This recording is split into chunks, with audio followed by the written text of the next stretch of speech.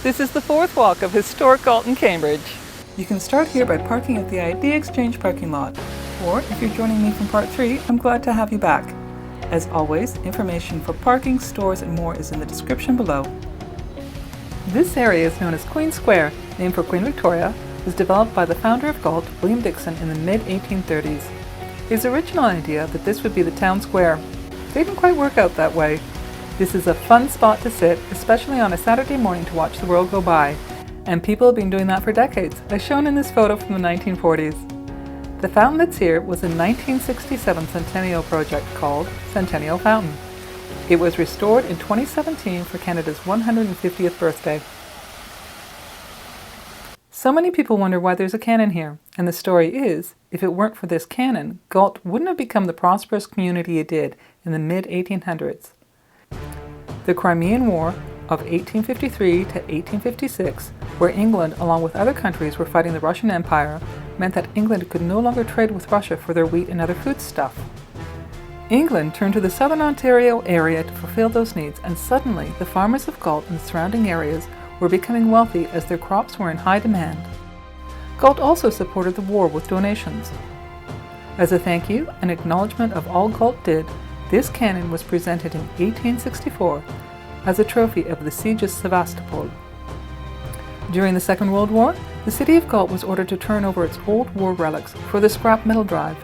Other weaponry went, but the cannon survived because Galt Council ignored 2 of these orders. From Queen Square you can see both the Central Presbyterian Church and Knox Church, now known as Grace Church. Why are there 2 spectacular churches built so close? These churches had a complicated history with each other. St. Andrew's Church, that no longer exists, had as its minister the Reverend John Bain. In the mid-1800s there was a division within the Presbyterian Church, and in a grand gesture, the Reverend Baines gave a fiery sermon and walked out of St. Andrew's Church with a large part of the congregation. That congregation built Knox Church in 1863, and the congregation that stayed joined with other congregations and built Central Church in 1880. Knox Church went for big and grand to show off.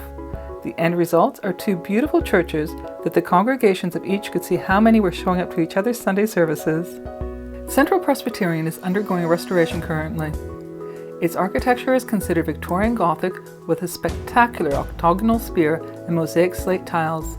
It has chimes that were installed in 1906 that are located in the stone tower that are played from a chime stand of wooden handles connected to rods and chains. Wonderful music can be played from these chimes. The Knox Church is also a Victorian Gothic building with interesting details by the front door. With a 6-story high tower, its bell was originally brought over from Scotland for St. Andrew's Church and is almost 200 years old. This church is now Grace Church. One of the other buildings on the square is this pink building constructed in 1882.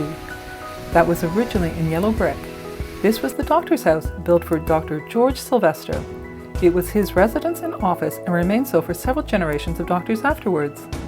There used to be a hotel on the other side of the square, the Queen's Hotel, and Dr. Sylvester's daughter, Mina, somehow had a wire stretched between the 2 buildings in the early 1890s, so she could send her friend Mazo de la Roche messages in a basket.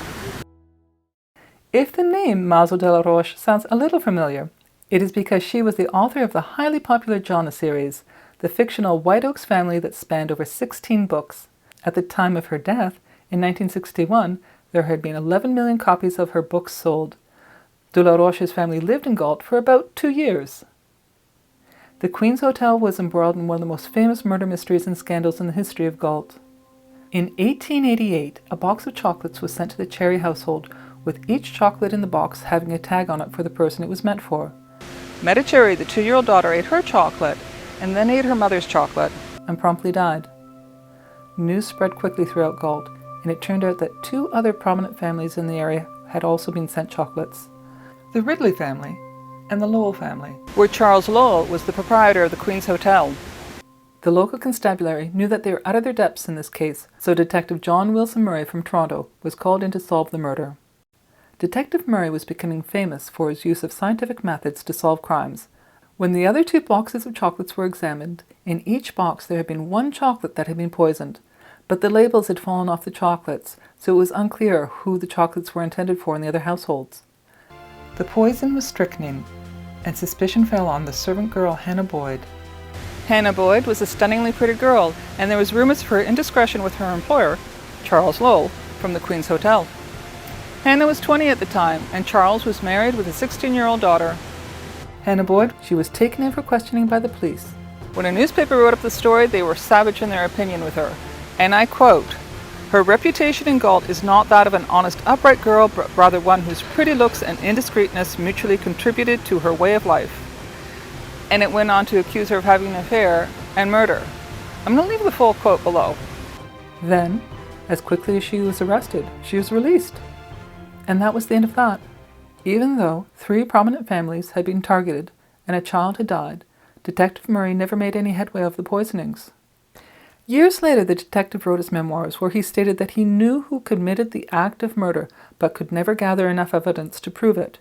He also stated that the servant girl, Hannah Boyd, had had nothing to do with it.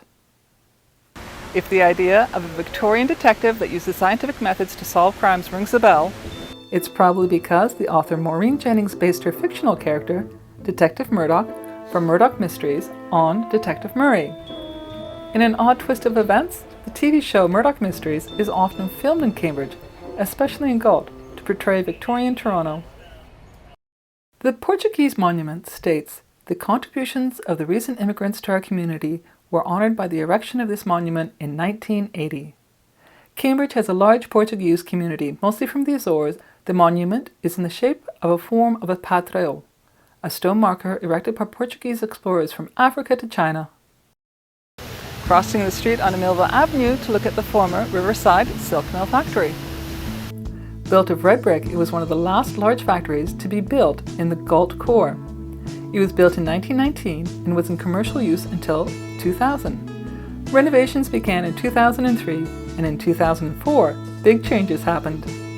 Now it's the home of the University of Waterloo School of Architecture, an internationally and nationally respected design school. Also in the space is Melville Cafe. Looking over the water, it's a great place for a coffee or full meal. In the warm months, they have seating outside. Across the street from the School of Architecture is the back of the Bread Factory building, a wonderfully revived older building, filling up now with great shops and a place to get ice cream. The front of the building has a sign to let you know exactly where you are. We're going to be walking back across the street to the other side of Queen Square. Straight in front of us you can see the oldest stone church in the region. Trinity Church was built in 1844 and is Galt's oldest church. The land was donated by founder William Dixon. Absalom Shade and Dixon paid for most of the cost to have the land cleared and the building of the church. It's a beautiful Gothic Revival building, surrounded by a cobblestone fence and a lich gate that was built in 1909. Shade also left money to build Trinity House, the rectory that was built in 1873. The park in front of the church was also a gift from the Dixon family. As we walk back along Grand Avenue, we'll see a rather grand Tudor-style building. From photos in the 1920s, this building was a rather large, unadorned home. The tower and Tudor decorations seem to have been added when the building became T. Little Funeral Home in the 1940s. It's now a physiotherapy center and other offices. On the other side of the street, you can see a stone building tucked in the corner parking lot of the library called the Idea Exchange. This stone building was built in 1870, and in the 1880s, the Grand Trunk Railway Company converted it from a home to a railway station. The train would have been on George Street. By 1916, Galt had 4 railways operating in it. There are 6 Idea Exchange locations in Cambridge at present, and if you're a resident of Cambridge, a free membership card is easy to obtain at any branch by showing proof of residency. The Idea Exchange is a public organization that offers library services and so much more. It has a variety of learning and art programs, events, online courses, databases, free admission to art exhibits at the Cambridge Art Galleries and to over 100 public art galleries across Ontario. On the side of the building is a work of art, Eye on the Square, by Lisa Neighbour. This almost 5-meter wide work of aluminum, light bulbs, paint and steel glows wonderfully at night.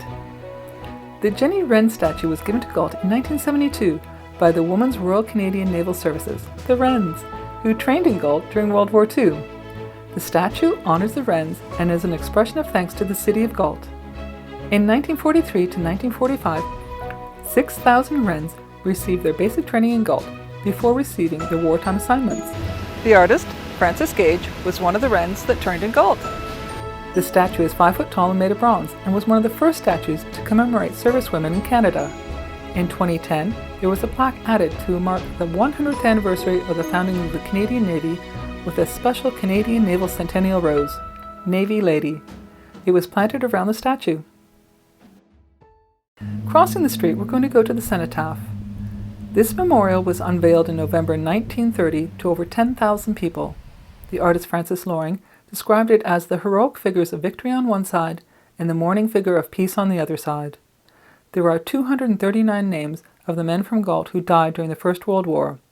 Later, 137 names were engraved from the Second World War. A second memorial stands in the Garden of Remembrance with the names of those lost since 1954. There are Remembrance Day services at each of the 3 Cambridge Cenotaphs in Galt, Hespeler, and Preston. Join me as I continue this walk to the Purple Pool Hall, the pedestrian bridge that's become a Cambridge favorite, and to the building where a former Niagara Falls tightrope walker used to show off. There's so much more to see.